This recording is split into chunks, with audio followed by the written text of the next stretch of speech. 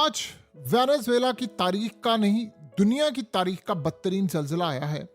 और वेनेजुएला में वो ज़लज़ला आया है जो तकरीबन 1000 या 1200 साल बाद ये ज़लज़ला आता है।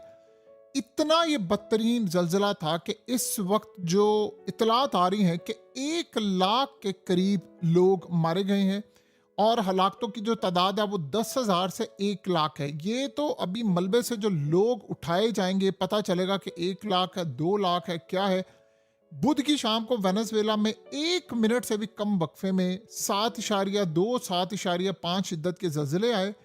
और ये इतने बदतरीन जल्जले थे, इतने बदतरीन जल्जले थे कि आप अंदाजा करें कि अमेरिका में भी जल्जला आया और अमेरिका के साथ साथ बाकी जगहों पर भी जल्जला आया। यानी ये इतना बदतरीन जल्जला था, इतना बदतरीन जल्जला था कि अमेरिका और जापान में भी जल्जला आया।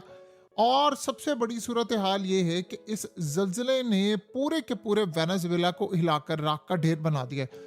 यानी आप अंदाजा नहीं कर सकते कि लोगों के साथ इस वक्त हुआ क्या है कि वो एयरपोर्ट पर थे, एयरपोर्ट बंद हो गया है, इमरजेंसी नाफिज हो गई है, निज़ाम मुकम्मल तौर पर मफलूज हो गया है।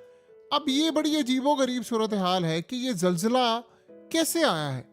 देखिए, आप ट्रम्प के बयान को देखिए, जैसे ही जल्जला आया है तो उसने ये बात की है कि हमारे लोग जाएंगे, अब वहां पर जाकर इमदादी कार्रवाइयां करेंगे और बड़े पैमाने पर हम वहां पर मौजूद होंगे।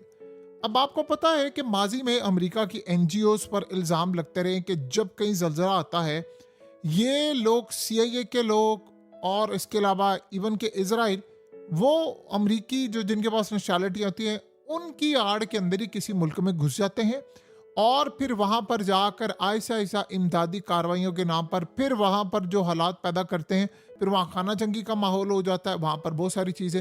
आपको पता है कि मोडोरो नफरत करता था अमरीकियों से। अगर आज मोडोरो होता जिसको अमरीकी उठाकर ले गए थे तो वो कभी भी अमरीकियों को आने ना देता।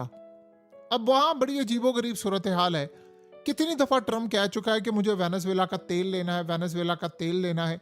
और वेनेजुएला के तेल और उसके ज़खायर के पीछे अमेरिका का बहुत अरसे से, बहुत ज़्यादा अरसे से यानी उसकी नज़र थी। और आपको पता है कि माजी में अमेरिका पर कितने इल्ज़ामात लग चुके हैं कि ये ज़लज़ले क्रिएट करने में और बहुत सारी चीज़ों में। अब यहाँ जब सवाल ये पैदा होता है कि ये इतना बड़ा मैसिव ज़लज़ला, यानी जिसके बारे में कहा जाता है कि ये 1200 साल बाद एक दफ़ा आता है, अब इस सूरत हाल में क्या करेंगे। यानी ये बड़ा अजीबो गरीब सिनेरियो है जिसने पूरी की पूरी, यानी ये तबाही के खौफ से अमेरिका के सामने देखिए वेनेजुएला के लोग खड़े नहीं हो सके, तबाही फिर भी हो गई। अब लाखों लोग या तो जख्मी हैं या मारे गए हैं। अब आप सोचें कि वेनेजुएला वो मुल्क है जिसका तेल जो है वो सबसे ज्यादा हाई क्वालिटी तेल है, यानी वो थिक है, हाई क्वालिटी वाला है, बड़ा जबरदस्त तेल है।